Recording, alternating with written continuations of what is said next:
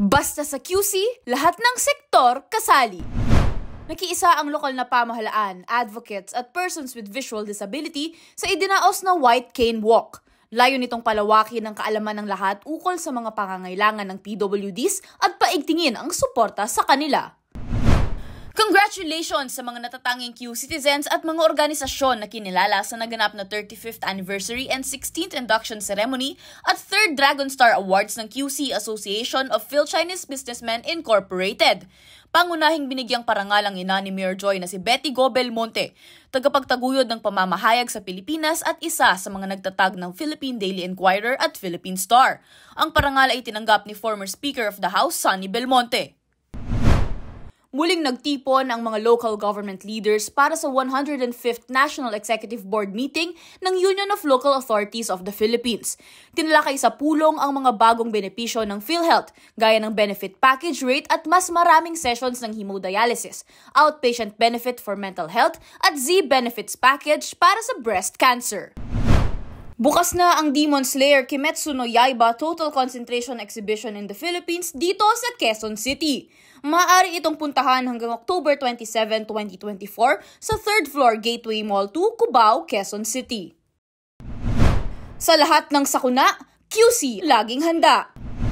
Nagsagawa ng close-out meeting ang lokal na pamahalaan kaugnay sa naging epekto ng habagat na pinalakas ng bagyong Karina.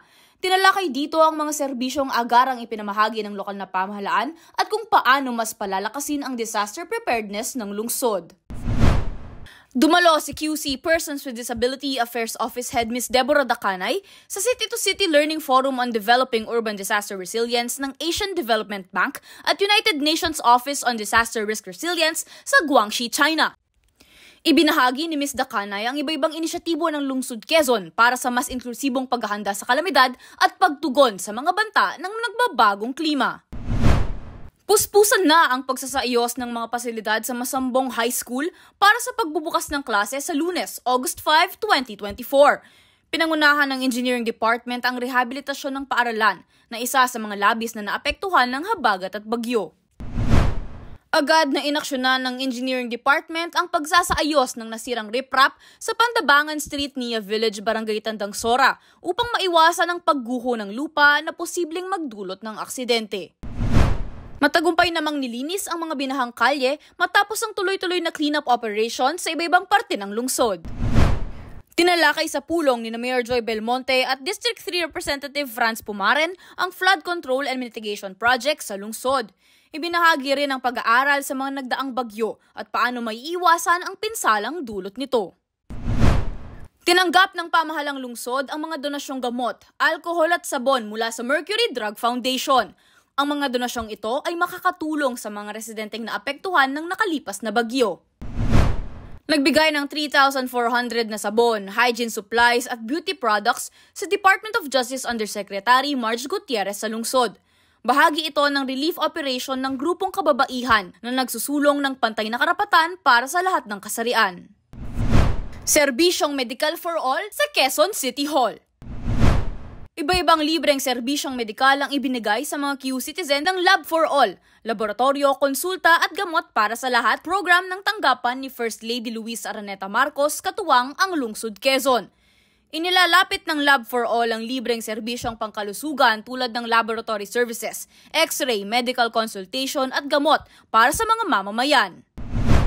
Personal na tinanggap ni Mayor Joy Belmonte at Vice Mayor Gian Soto ang donasyon ng Development Bank of the Philippines na nagkakahalaga ng 100,000 pesos sa pamamagitan ng Bagong Pilipinas Lab for All program. Tinanggap din ng pamahalang lungsod ang donasyong mahigit 239 million pesos mula sa pamunuan ng Philippine Health Insurance Corporation. Ang pondo ay bahagi ng pagpapatupad ng serbisyong medikal para sa Q-citizens. Nakatanggap naman ang lungsod ng donasyong mobile clinic mula sa pamunuan ni Secretary Rex Gatchalian at sa Lusiotan Group of Companies kasabay ang Lab for All program. Ibinahagi kay First Lady Luis Araneta Marcos sa kanyang pagbisita sa Persons Deprived of Liberty sa Bureau of Jail and Management Penology Female Dormitory ang proyekto ng QC na No Woman Left Behind kung saan ang mga PDL ay mayroong libreng edukasyon, hanap buhay at healthcare sa loob ng piitan. Itinurnover kay Mayor Joy Belmonte ang mga hospital equipment at supplies na donasyon mula sa Office of First Lady Luis Araneta Marcos at Huawei Technologies Philippines para sa Quezon City General Hospital. Bahagi ng donasyon ang 3 air conditioners, 10 infrared lamps, 3 medical beds at 3 drip infusion controller na gagamitin para sa mga pasyenteng nasa intensive care unit. Tinanggap ng lokal na pamahalaan ang bahagi ng lungsod sa kita sa loto mula kay Philippine Charity Sweepstakes Office General Manager Melquiades Robles. Ito ay gagamitin ng pamahalang lungsod sa pagpapatupad ng social services programs para sa Q citizens. Basta QC, world-class worthy! Binigyang parangal si Mayor Joy Belmonte bilang Manuel de Leon Exemplary Awardee sa ginanap na 40th Luna Awards. Naging kinatawan niya si Councilor Irene Belmonte. Ang parangal ay pagkilala sa suporta ng alkalde sa industriya ng pelikula, gaya ng pagtataguyod ng Q Cinema International Film Festival. Nagkamit ng 2 gintong medalya ang Quezon City Performing Arts Development Foundation Incorporated Concert Chorus sa ginanap na 13th World Choir Games sa Auckland, New Zealand. Itinanghal bilang Champion of the World Choir Games ang grupo sa ilalim ng Mixed Chamber Choirs category at nagwagi naman ng gold medal sa Sacred Choral Music with Accompaniment category. Pagbati rin sa husay na ipinamalas ng laking QC fencer na si Samantha Katantan sa 2024 Paris Olympics. Si Sam ay tubong QC Sports Enhancement Program sa ilalim ng opisina ni Councilor Joseph Huico. Sari-saring parangal ang iginawad sa Quezon City Council sa ginanap na Asia Pacific Luminaire Awards. Kabilang dito ang Asia's Most Outstanding City Council at Asia's Most Excellent Legislation on Mental Health, Asia's Most Outstanding Vice Mayor kay Vice Mayor Gian Soto, Asia's Most Outstanding Councilor sa mga miyembro ng City Council at Asia's Most Outstanding Congresswoman naman kay District 6 Representative Marivic Copilar. Mainit na tinanggap ni Mayor Joy Belmonte ang Philippine Consul General ng San Francisco na si Mr. Neil Frank Ferrer. Nais ni Consul General Ferrer na ipakilala ang mga produkto ng Q Citizen sa ibang bansa bilang suporta sa mga maliliit na negosyante. Wikang Filipino para sa pag-unlad ng Pilipino.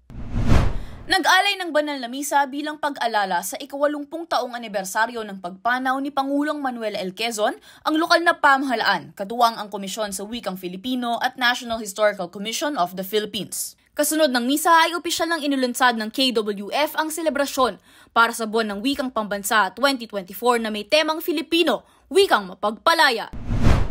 Kinamusta ni Mayor Joy Belmonte ang mga mag-aaral at guro sa unang araw ng pasukan. Kabilang sa binisita ng alkalde ang San Vicente Elementary School, Quirino Elementary School, Eulogio Rodriguez Senior Elementary School at Carlos P. Garcia High School. Ibinida ng mga mag-aaral mula Claret School of QC ang AI Smart Application na Bihis App. Layo nitong bigyang solusyon ang suliranin sa fast fashion na nakakasira sa kalikasan. Opisyal nang pinasinayaan ni Mayor Joy Belmonte at Department of Transportation Assistant Secretary James Andres Melad ang short-term end-of-trip cycling facility sa QC. Layo ng end-of-trip cycling facilities na hikayati ng mga Q citizens na tangkilikin ang paggamit ng alternatibong transportasyon. Tinalakay sa pulong ng lokal na pamahalaan at Philippine Statistics Authority ang gagawing Census of Population and Community-Based Monitoring System para sa taong 2024. Layo nitong magkaroon ng tamang bilang sa populasyon upang makapaglaan ng tamang pondo para sa mga programang makakatulong sa Q citizens.